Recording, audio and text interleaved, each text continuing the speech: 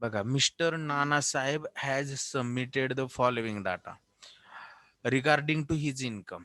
Compute his income from salary. तुम्हाला income from salary काय करायचंय, त्याचं कॅल्क्युलेट करायचं आहे. तर फर्स्ट काय दिलंय बघा, आता त्यांनी हे सांगितलंय की new taxation regime not exercise, म्हणजे तो काय ऍप्लिकेबल या ठिकाणी केलेला नाही. बेसिक सॅलरी 15,000 रुपये पर मंथ आहे. अंडरलाईन करायचं, तर फुल्ली टॅक्सेबल असणार आहे. DA 2,000 रुपये पर मंथ, इन्फॉर्मेशन काही नाही, फुल्ली टॅक्सेबल. त्यानंतर contribution to RPF 14% by employer म्हटलंय. याला एक्झम्पशन असते. किती टक्के सॅलरीचे एक्झम्पशन आहे?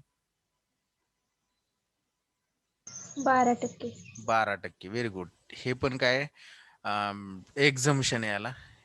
तर या ठिकाणी आपल्याला गेल्या प्रॉब्लेम मध्ये, याच्या अगोदरच्या प्रॉब्लेम मध्ये बेसिक सॅलरी म्हटली होती, आणि इथं फक्त सॅलरी हा शब्द आहे, लक्षात राहू द्या. त्याच्यानंतर city compensatory allowance CCA fully taxable. Interest on RPF याला एक्झम्पशन आहे किती टक्केचं? 14% भेटतोय, 2,800. किती टक्के एक्झम्पशन याला इंटरेस्ट ऑन RPF ला? 9.5. 9.5. HRA ₹1,000 per month. आता हाऊस रेंट अलाउन्स याला सुद्धा एक्झम्पशन आहे, याची वर्किंग नोट करावी लागणार आहे. Entertainment allowance ₹200 per month, fully taxable असणार आहे. Travelling allowance ₹200, spent amount ₹2, unspent amount. आता याला सुद्धा एक्झम्पशन आहे. तर अनस्पेंट अमाऊंट ही काय असणार आहे? टॅक्सेबल असणार आहे. त्याच्यानंतर he has been provided with 18 HP, 18 HP. 18 HP म्हणजे किती CC ची कार असेल ही?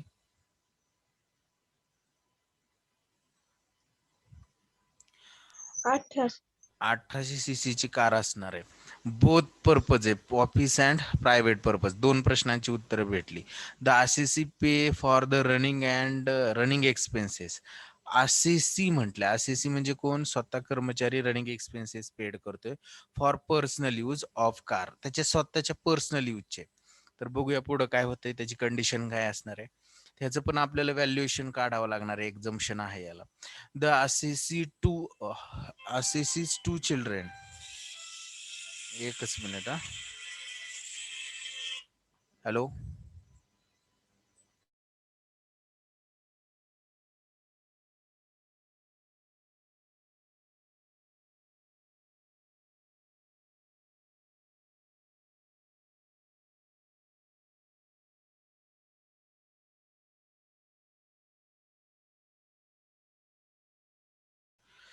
पहा, पुढं जे असणार आहे, तर ते मोटर कारचं सांगितलंय. त्याच्यानंतर काय सांगितलंय? पर्सनल यूज साठी द असेसीस टू चिल्ड्रेन. त्या ACC म्हणजे त्या कर्मचाऱ्याला 2 मुलं आहेत. Are studying in the school run by the employer. ते कोणाच्या शाळेत शिकतात? जे स्कूल रन, रन म्हणजे काय? चालवलं जातं. एम्प्लॉयर, एम्प्लॉयर म्हणजे काय? कंपनी किंवा मालकाच्या वतीने चालवलं जाते. The cost of education in similar institution is ₹1,000 per month. तर हे 1,000 रुपये पर मंथ एज्युकेशन फॅसिलिटी आहे. याला पण एक्झम्पशन असणार आहे. कसं असेल ते बघूया पुढे जाऊन. The the ACC is supplied with free gas, water, electricity bill which was employer pay. Employer pay करतोय म्हणजे कंपनी पे करते. किती रुपये? 1,000 रुपये आउटसाइडर एजन्सीला. तर हे पर ॲनमचे फुल्ली टॅक्सेबल आहेत. Then after rent paid by the ACC for house. ही इन्फॉर्मेशन ही खूप महत्वाची, IMP म्हणायला. ही इन्फॉर्मेशन कशा संदर्भातली? रेंट पेडची 1,000 रुपये पर मंथ HRA कॅल्क्युलेशन साठी घ्यावी लागणार आहे आपल्याला. ACC पेड करतोय आणि professional tax deduct from salary ₹2,500. हे कुठे घेतो आपण? डिडक्शन. बरोबर, डिडक्शनला घेतो. आणि आपल्याला हा प्रॉब्लेम सॉल्व्ह करायला सुरुवात करायची आहे. सर्वांनी ड्रॉ करून घेतलेला असेल, नसेल घेतलं तर माझ्या सोबत राहा, ड्रॉ करा. 2 सेकंदाचं काम आहे, मी लगेच ड्रॉ करतो.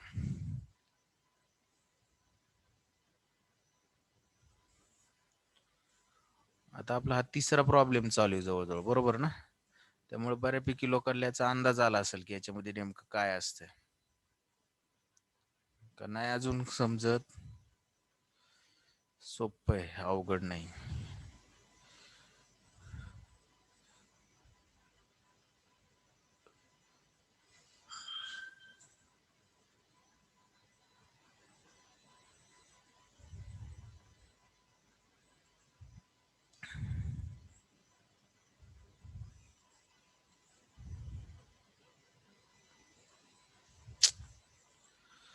एकच मिनिट.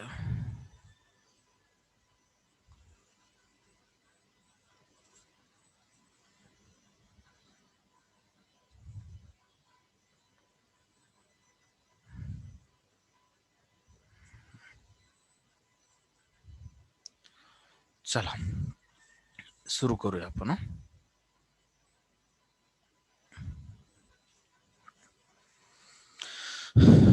कोणाचं कॅल्क्युलेशन करायचंय मिस्टर? काय नाव आहे त्याचं?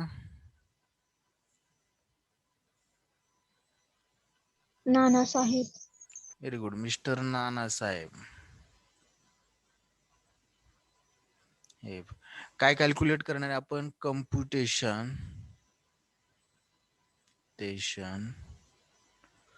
Of taxable income from salary. Income from salary for the assessment year AY 2021-22 rupees आणि पर्टिक्युलर्स.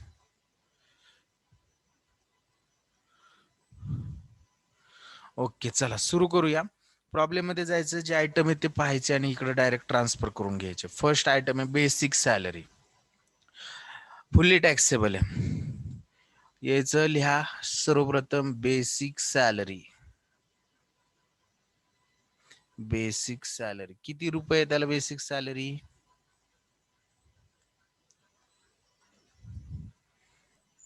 15,000. 15,000 रुपये पर मंथ आहे, बरोबर ना? मग लिहा 15,000 इंटू 12.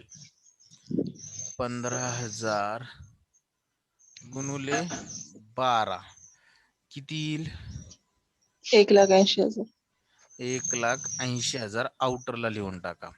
ही झाली बेसिक सॅलरी. जे होते त्याला टिक मार्क करत राहा. DA रिटायरमेंट बेनिफिट साठी वगैरे काही नाही, डायरेक्ट आउटरला घ्यायचा. DA 2,000 रुपये पर मंथ आहे. सोबत राहा सर्वांनी, जरा स्पीड वाढवणार आहे मी. DA किती रुपये? 2,000 रुपये. 2,000 गुणुले 12, 12 दुने 24, किती हजार येईल? 24,000. 24,000 सोबत आहे इथपर्यंत सर्वजण. DA झाल्यानंतर कॉन्ट्रीब्युशन टू RPF. काय म्हटले त्यांनी? कॉन्ट्रीब्युशन टू RPF किती? 14% ऑफ सॅलरी, 14% सॅलरीच्या. मग मी लिहितो या ठिकाणी, एकच minute. Contribution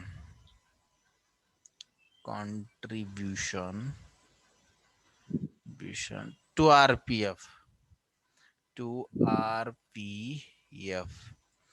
14% of salary. Last problem मध्ये त्यांनी कोणता शब्द वापरला होता? बेसिक सॅलरी हा शब्द वापरला होता, बरोबर ना? मग आता या ठिकाणी आपल्याला सॅलरीच्या किती टक्के घ्यायचंय? 14% घ्यायचं. आता सॅलरीसाठी डेफिनेशन आहे 3 आयटमची, म्हणून मी या ठिकाणी लिहितो किंवा दुसऱ्या पेजवर वर्किंग नोट म्हणून लिहितो. एकच मिनिट. exempted अमाउंट ऑफ RPF म्हणतो या ठिकाणी. RPF ही फर्स्ट वर्किंग नोट आहे. याच्यामध्ये मला पहिल्यांदा लिहावी लागेल सॅलरी इज इक्वल टू काय? डेफिनेशन 3 आयटम वाली. Basic pay plus DA into bracket retirement benefit oblique percentage plus commission into bracket percentage किंवा फिक्स्ड. आता बेसिक फी आहे 1,80,000.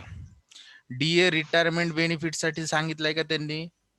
काही सांगितलं नाही रिटायरमेंट बेनिफिट साठी घ्या नका घेऊ म्हणून, बरोबर ना? मग आपण ते DA रिटायरमेंट बेनिफिट साठी घेणार नाही, त्यामुळे आपण डायरेक्ट DA काय म्हणणार? नॉट ऍप्लिकेबल म्हणणार या ठिकाणी. आणि कमिशन दिलंय का आपल्याला प्रॉब्लेम मध्ये?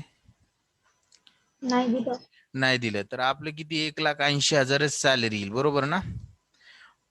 ही आली आपली सॅलरी. आणि या सॅलरीच्या 1,80,000च्या किती टक्के एक्झम्पशन आहे? 12% एक्झम्पशन आहे. तर एक्झम्प्टेड अमाऊंट किती येईल? 1,80,000 गुणिले 12%.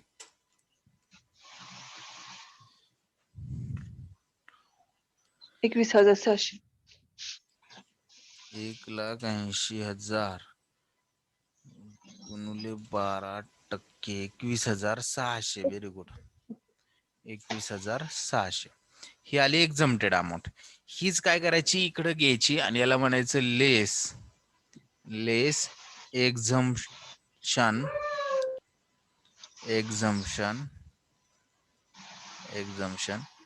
up to 12% of salary. आपल्याला टोटल बघा, सॉरी पहिली गोष्ट म्हणजे आपल्याला आधी ही किती भेटला होता ते काय बघावं लागेल, बरोबर ना. 14% सॅलरीच्या भेटला होता. सॅलरी आपण कॅल्क्युलेट केली, किती आली सॅलरी आपली? 80,000. 1,80,000च्या 14% कॅल्क्युलेट करून इनरला मला अमाऊंट लिहायची. किती येईल 1,80,000च्या 14%? 25,200. 25,200 रुपये. Very good. ओके. आणि त्याच्यातनं एक्झम्पशन 12%, 1,80,000च्या 12%. 21,600. बरोबर, 21,600. तर आउटरला किती येतील टॅक्सेबल? 3,600. 3,600 का 400? 600. 600 रुपये. ओके, 3,600. सर्वांना कळालं? बोला. हो सर. ओके, चला नेक्स्ट जाऊया. हे कॉन्ट्रीब्युशन झालं. City compensatory allowance 100 per month आहे. फुल्ली टॅक्सेबल आहे. लिहा सर्वांनी CCA शॉर्ट फॉर्म मध्ये लिहिते. City compensatory allowance 100 into 12. आउटरला किती लिहिणार आपण? 1,200. विषय संपला. याच्यामध्ये जास्त डोकं लावायची गरज नाही. फुल्ली टॅक्सेबल होता. पुढे जाऊया.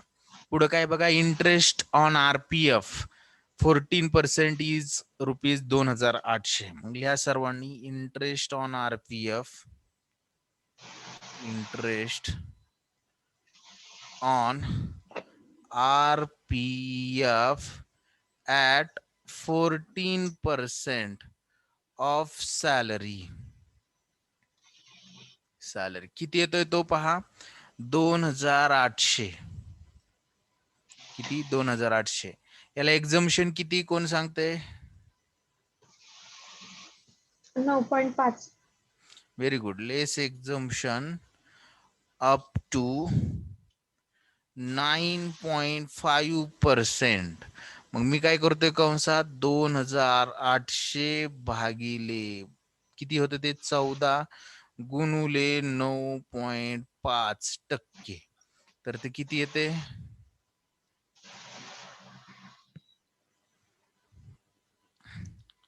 1,900. 1,900 रुपये. 2800 मधने 1,900 वजा झाले. आउटरला किती येतील? 900. 900 रुपये येतील ना, सॉरी, 900 रुपये. ओके, हे क्लिअर का सर्वांना इंटरेस्ट ऑन RPF च? बोला. हो. ओके, देन आफ्टर नेक्स्ट जाऊया पुढं. एकच मिनिट. हे काय HR आहे. आता HR चं काय करायचं आपल्याला? कॅल्क्युलेशन करायचंय.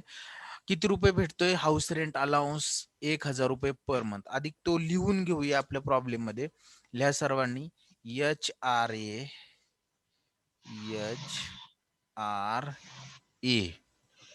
1,000 रुपीज आहे ना, इंटू हो. 12, 12. किती येईल तो? 12,000. 12,000. आणि खालच्या ओळीला लिहा लेस एक्झम्पशन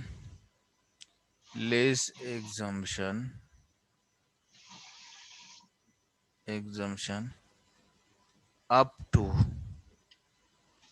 लेस एक्झम्पशनच लिहा फक्त, अप टू नका लिहू. लेस एक्झम्पशन आणि कंसात म्हणा C working note number 2, working note number 2 पाहिजे आपल्याला याच्या संदर्भात. तर जाऊया वर्किंग नोट कडे आणि लिहूया. वर्किंग नोटला नाव लिहा. नंबर 2 ची वर्किंग नोट. कॅल्क्युलेशन किंवा calculation of exempted amount of house rent allowance, HRA. Calculation of exempted amount of HRA. आता याच्यासाठी आपल्याला एक गोष्ट लक्षात ठेवावी लागेल. 3 अमाऊंट घ्यावे लागतात.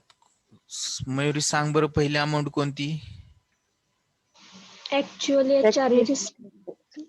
Actual HRA received. Very good. Actual HRA received.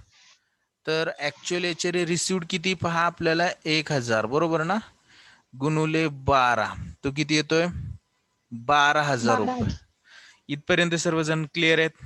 Actual HRA received. Okay. Next, rent paid.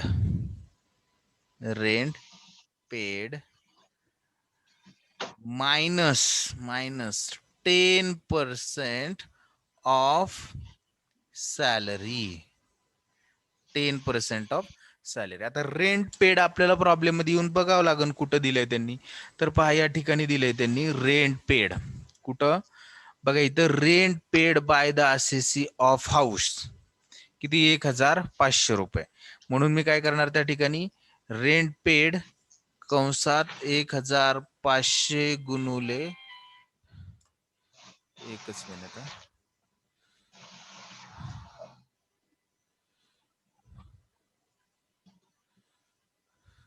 हम्म. 1500 गुणुले काय करणार आपण? 12 करणार. तर किती येते ते? 18,000. तील 18,000. 18,000 मी थोडस इनर कॉलमला लिहितोय आणि यातनं काय, सॉरी, 18,000 मी खाली लिहिलं, एकच मिनिट.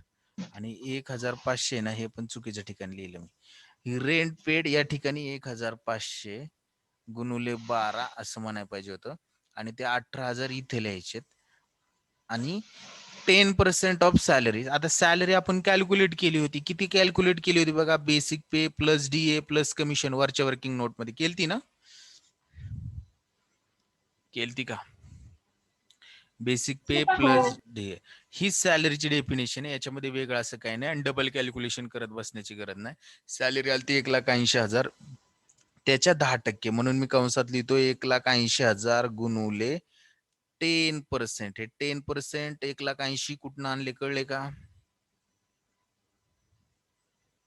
किती आले आउटरला? इनरला बघा 18, बरोबर ना? इकडे अमाऊंट कोणती आली? नील अमाऊंट, बरोबर ना? Then after number C. Number C बघा, नंबर सी काय आहे? 40 और 50% ऑफ सॅलरी. आता तो कोणत्या शहरात काम करतोय ते समजून घ्यायचं. मेट्रो सिटी आहे का तो? कुठं? Nanasaheb, submit the following computation of taxable income from salary. आणि ह्यांनी ते कुठं काम करतो हे सांगितलेलं नाही ना, बरोबर का? नाही सांगितलं. मग आपण काय समजायचं की ही मेट्रो सिटी नाहीये. आपण किती घेणार? डायरेक्ट 40%. आणि मेट्रो सिटी असते तर किती घेतलं असतं? 50%. Very good. 40% of salary. Metro city 4 आहेत. कोणत्या 4 मेट्रो सिटी? मुंबई, दिल्ली, चेन्नई, कोलकाता. बरोबर. मुंबई, दिल्ली, चेन्नई, कोलकाता. 1,80,000 गुणुले 10%. 40%. म्हणजे किती येतील? Third amount 72,000. किती? 72,000. Very good. 72,000. आपण लिहिणार त्या ठिकाणी 72,000. एकच मिनिट हा. 72,000. आणि याच्यातली विच एव्हर इज लेस,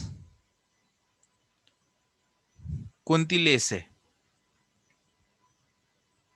कमी अमाऊंट कोणती? सर ते नील दिले ते 12,000. नाही नाही नाही, ही बघा 18 वजा 18, इथं नील लिहिण्यापेक्षा आपण इथं जर झिरो जरी म्हटलं ना तरी चालतंय. म्हणजे ही झिरो अमाऊंट आहे, नील म्हणजे झिरो. 12, 0 आणि 72 यापैकी एक्झम्प्टेड कोणती आहे? नीलच आहे ना, म्हणजे विच एव्हर इज लेस कोणती? नीलच आहे ना. हो हो, मग ती घेणार आपण, म्हणून विच एव्हर इज लेस म्हणतो या ठिकाणी. विच एव्हर इज लेस.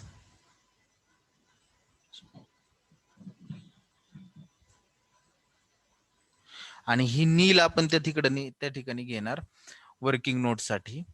या ठिकाणी मी म्हणणार नील, आणि आउटरला एचआरएची पूर्णच्या पूर्ण अमाऊंट टॅक्सेबल असणार 12,000 रुपये. बघा, exemption see working note number first second म्हटलं, नील आली 12,000 शून्य, म्हणजे नील म्हणजे थोडक्यात झिरो. झिरो वाजा झाले, आउटरला किती आले? 12,000 आले ना. 12. हो, ओके, चला समजलं का सर्वांना हे? चला पुढे, एंटरटेनमेंट अलाउन्स. एंटरटेनमेंट अलाउन्स 200 रुपये, फुल्ली टॅक्सेबल आहे. लिहा सर्वांनी, एंटरटेनमेंट अलाउन्स.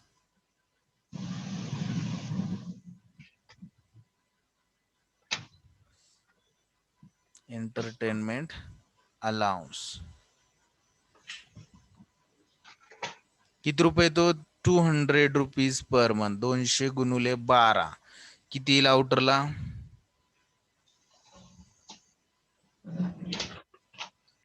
2400. 2400 रुपये. आउटरला लिहिले 2400, बरोबर, 2400. त्याच्यानंतर ट्रॅव्हलिंग अलाउन्स रुपीज 2000 दिलंय त्यांनी, आणि अनस्पेंड अमाऊंट दिली ठिकाणी 200 रुपये. म्हणजे थोडक्यात आपल्याला जी अनस्पेंट अमाऊंट असेल ना, जी न खर्च झालेली, ती टॅक्सेबल असणार आहे, आणि जेवढी स्पेंट आहे म्हणजे जेवढा खर्च केलाय तेवढी एक्झम्प्टेड असणार आहे. मग आपण जाणार या ठिकाणी, लिहिणार मी travelling allowance. Travelling allowance, travelling allowance, allowance amount बघा, त्याला किती भेटलाय तो अलाउन्स? थोडक्यात 2000 रुपये, बरोबर. आणि त्याला मी म्हणतो लेस एक्झम्पशन. लेस एक्झम्पशन, एक्झम्पशन कंसात लिहितो स्पेंट अमाऊंट. Spent amount. बघा 200 रुपये काय झालेले आहेत? अनस्पेंट आहेत. म्हणजे स्पेंट किती आहेत? 1800. 1800, आणि ते एक्झम्पशनला येतील. 1800 रुपये खर्च झाला, तो वजा करणार 2000. 200 रुपये शिल्लक राहिले, ते टॅक्सेबल असतील. कळलं सर्वांना ट्रॅव्हलिंग अलाउन्सचं? समजलं का?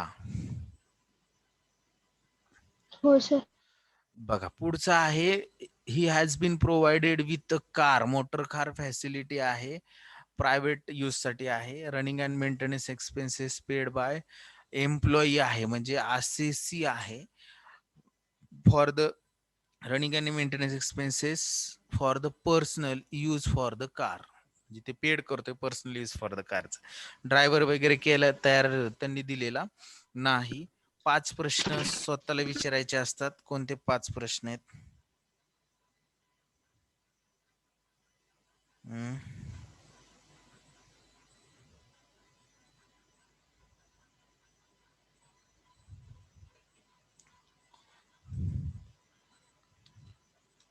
पाच प्रश्न सांगा. मी या ठिकाणी लिहितो. मी इथं येतो आणि लिहितो valuation of number 1, third number working note. Valuation of motor car. त्यातले 5 प्रश्न आहेत. पहिला प्रश्न, CC of car. काय खालीवर झालं तरी चालते. मी पहिल्यांदा ओनर लिहिलो, ओनर ऑफ कार. त्याच्यानंतर दुसरा CC of car. CC of car. नंतर use of car. Use of car, त्याच्यानंतर running maintain expenses paid running and maintenance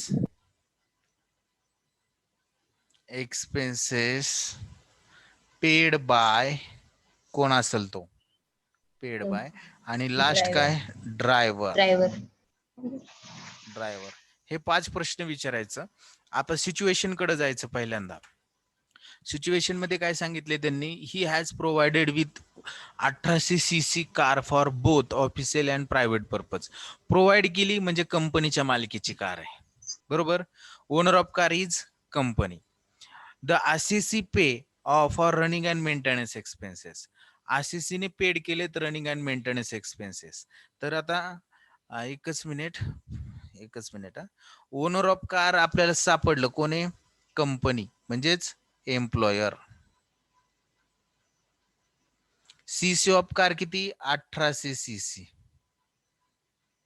use of car both use आहेत, बरोबर ना, प्रॉफिट पर्सनल आणि office purpose. Running and maintenance expenses paid by employee.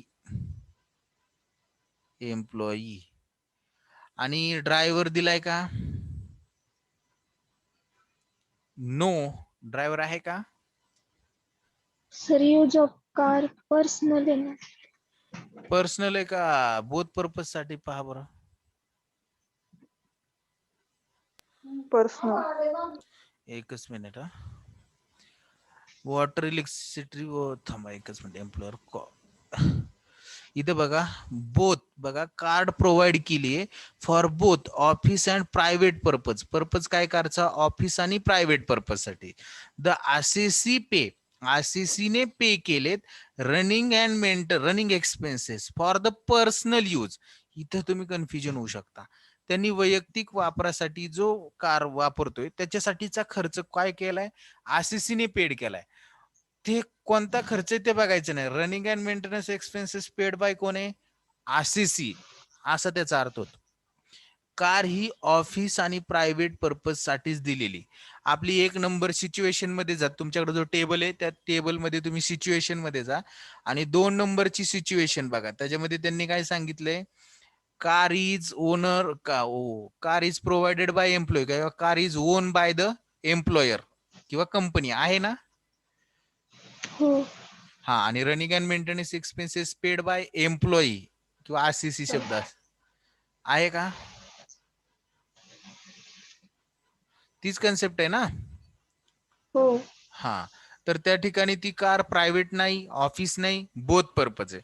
Both purpose मध्ये 1600 सीसीच्या आतली असेल तर 600 रुपये per month plus driver salary 900 असं म्हणले त्यांनी त्या ठिकाणी. बघा, म्हणले का?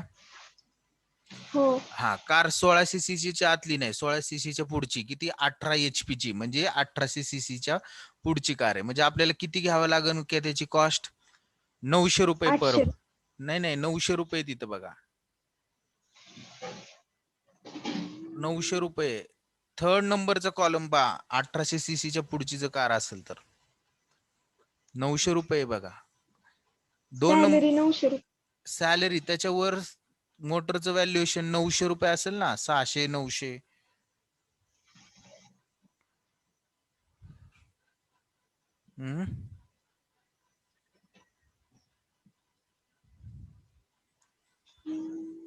नाही सापडत का?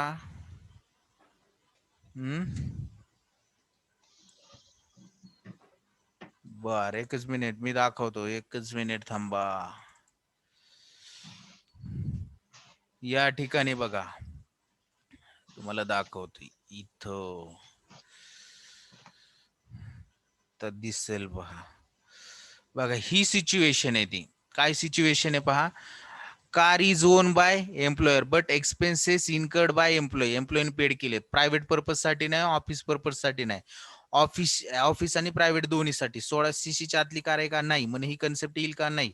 मग दुसरी, अबो दॅन 16 सीसी म्हणजे ते 1800 सीसी आपली, बरोबर का? 1800 सीसी जर असेल तर व्हॅल्युएशन ऑफ कार किती घ्यायचं? 900 रुपये. आणि ड्रायव्हरची सॅलरी 900. ड्रायव्हर दिलाय का? ड्रायव्हर दिलाय का? नाही. ड्रायव्हरची सॅलरी घेणार नाही, फक्त कारचं व्हॅल्युएशन घेणार 900. कळलं का? हो सर. हो, आता फक्त कारचं व्हॅल्युएशन घ्यायचं आपल्याला त्या ठिकाणी 900 रुपये. म्हणून मी काय लिहितो या ठिकाणी valuation is equal to 900 into 12. किती येईल? 10,800 येतील माझ्या अंदाजे. बघा बरं. हो 10,800. 10,800 आले बरोबर. तेच या ठिकाणी मोटर कार व्हॅल्युएशन फॅसिलिटी मध्ये लिहा 10,800 आउटरला. कळलं का मोटर कार फॅसिलिटी सर्वांना? Motor car facility.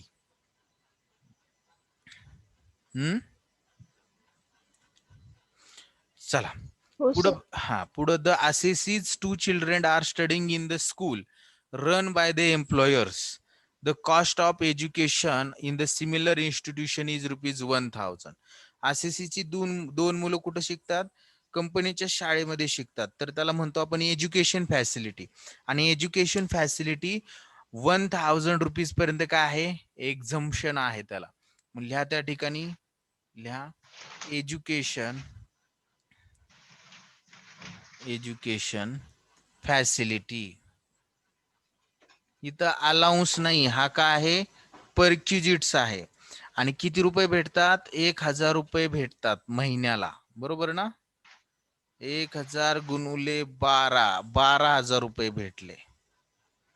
आणि याला एक्झम्पशन पण 1,000 रुपयाचे, म्हणून मी लिहितो लेस एक्झम्पशन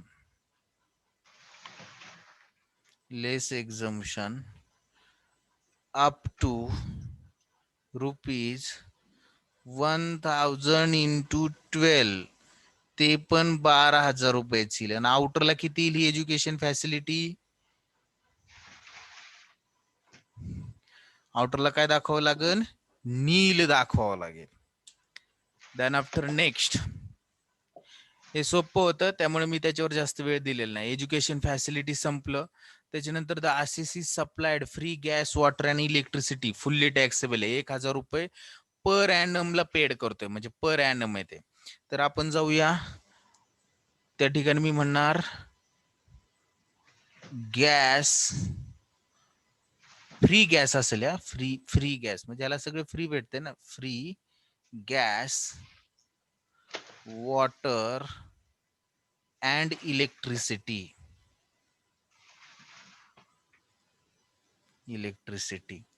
आणि पूर्ण वर्षाचे 1,000 रुपये त्याच्यासाठी ते पेड करतात. संपला विषय.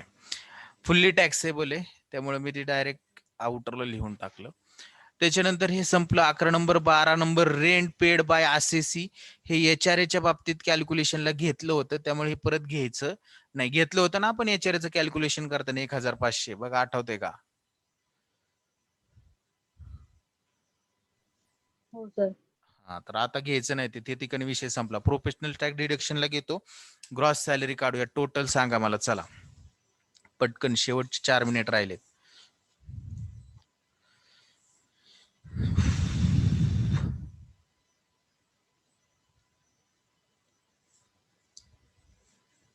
बोला. 2,36,100. Gross salary 2,36,100. बाकीच्यांचं बरोबर आहे का? 2,36,100 रुपये. 2,36,100. आणि यातनं काय म्हणणार आपण? लेस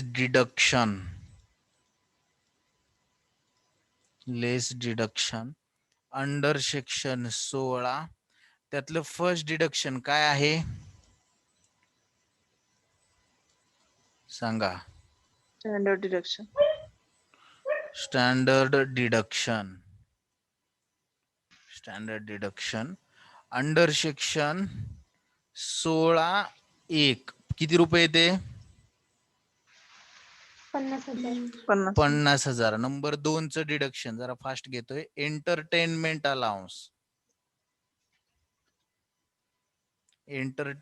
अलाउन्स अंडर सेक्शन 16(2). हे नॉट ऍप्लिकेबल आहे. हा काय गव्हर्नमेंट एम्प्लॉई नाही. आणि नंबर 3 चं डिडक्शन प्रोफेशनल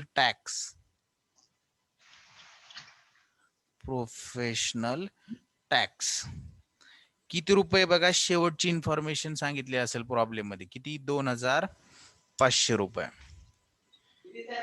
तर तो आहे 2500 रुपये. अशी टोटल आउटरला किती येईल? 50 आणि 2 500 52,500. 52,500. मग आपलं net taxable income from salary किती येईल?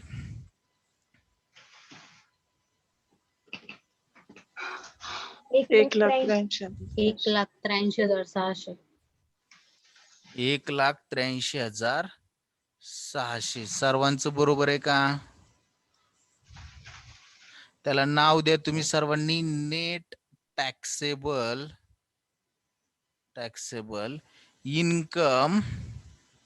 Income from salary. समजला का सर्वांना problem? Net taxable income from salary समजला का? बोला.